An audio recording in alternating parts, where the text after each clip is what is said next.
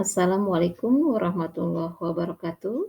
Baik anak-anak, hari ini kita akan belajar tentang ukuran pemusatan data. Apa dan bagaimana? Mari kita pahami bersama. Untuk dapat informasi yang jelas dalam sampel maupun populasi, selain dalam tabel maupun diagram, maka ukuran-ukuran lain yang menunjukkan sifat atau ciri kumpulan data itu, yaitu ukuran pemusatan data. Ukuran pemusatan data, atau dengan kata lain ukuran tendensi sentral, memberikan bagaimana suatu data cenderung ke suatu nilai.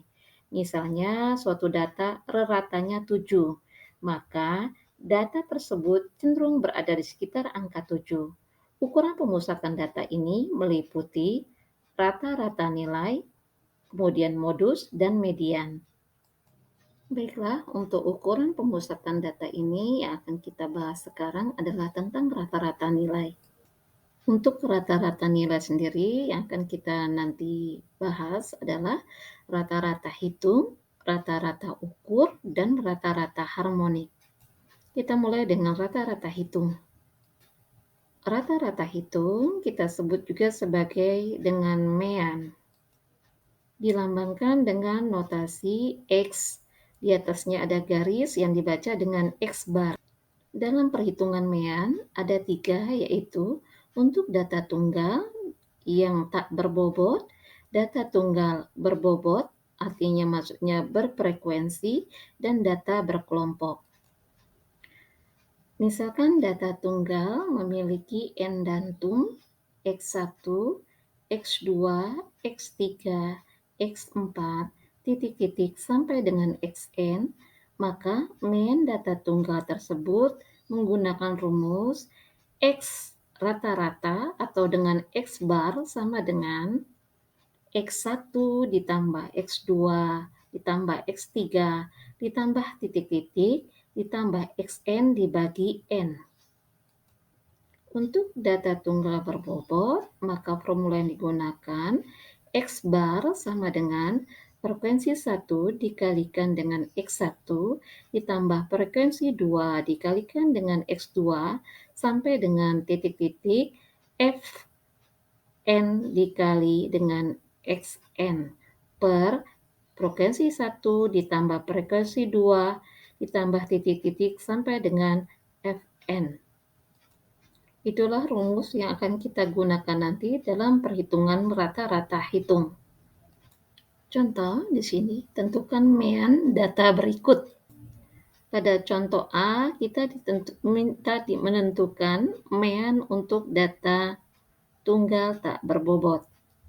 Dengan datumnya ada 6, 4, 8, 10, 11, 10, dan 7.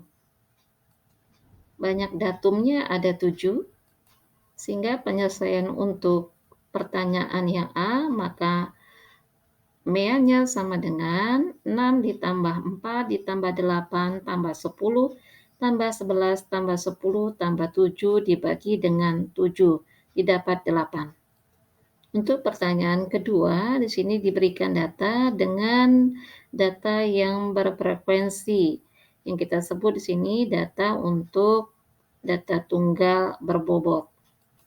Kita lihat di situ untuk nilai 5 frekuensinya ada 4 sampai dengan ada nilai 20 frekuensinya 2. Maka kita hitung banyaknya frekuensi, artinya 4 ditambah 6 ditambah 8 ditambah 2. Maka pada soal kedua ini frekuensinya ada 20.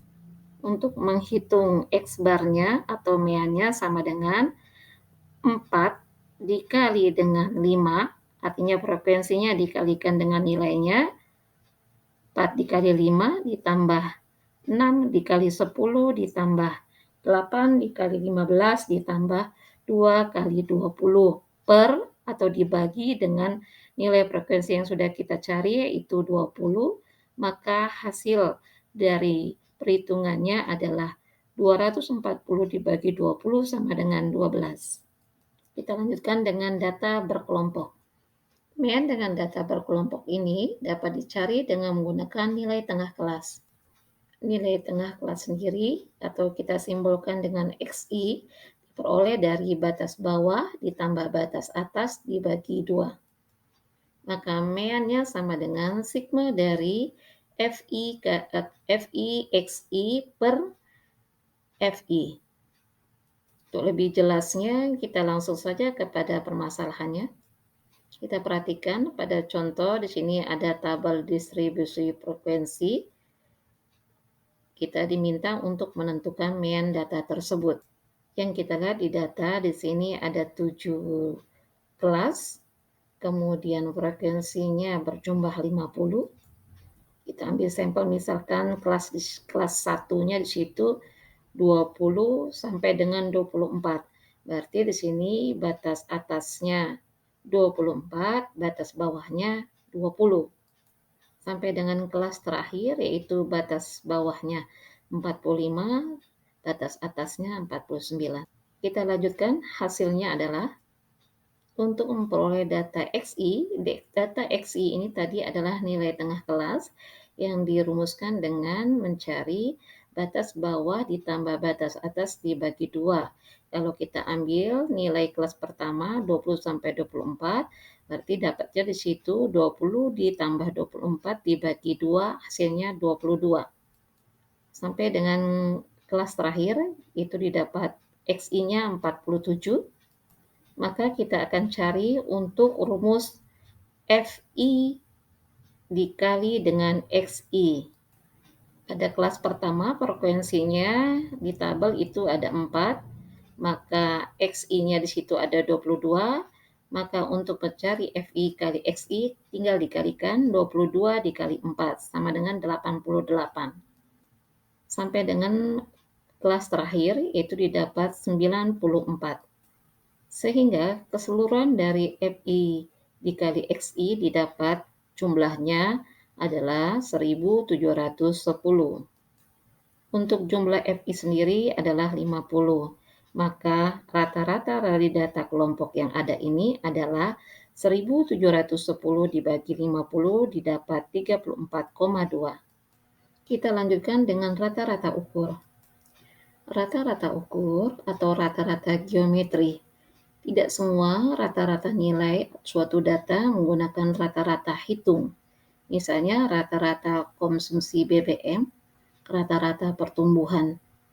Itu tidak menggunakan rata-rata hitung, tapi menggunakan rata-rata ukur.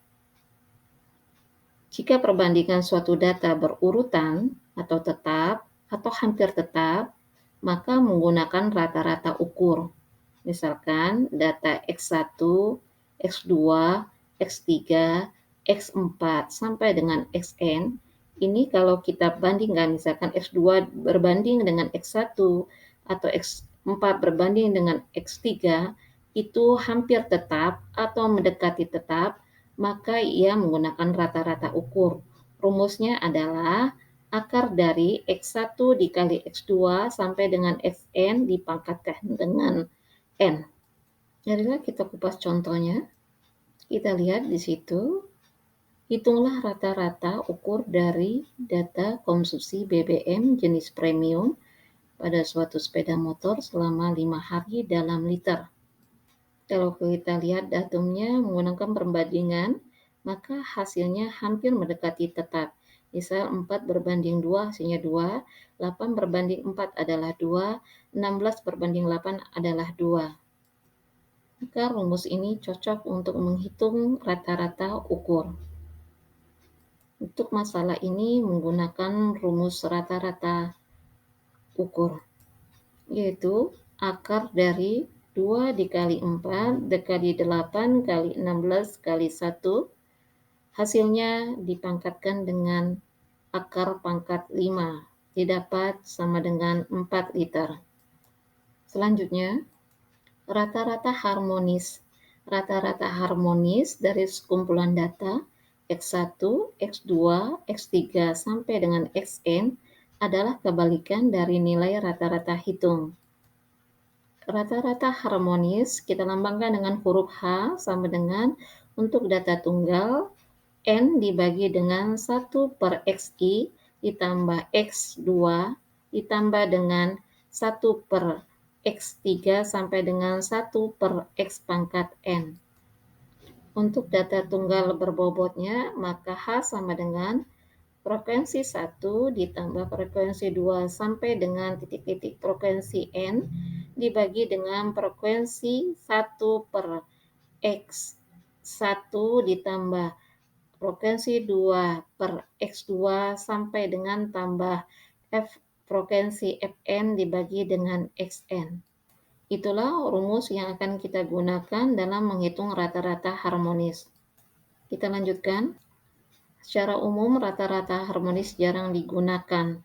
Rata-rata ini digunakan untuk data yang bersifat khusus, sering digunakan sebagai ukuran tendensi sentral untuk kumpulan data yang menunjukkan adanya laju perubahan.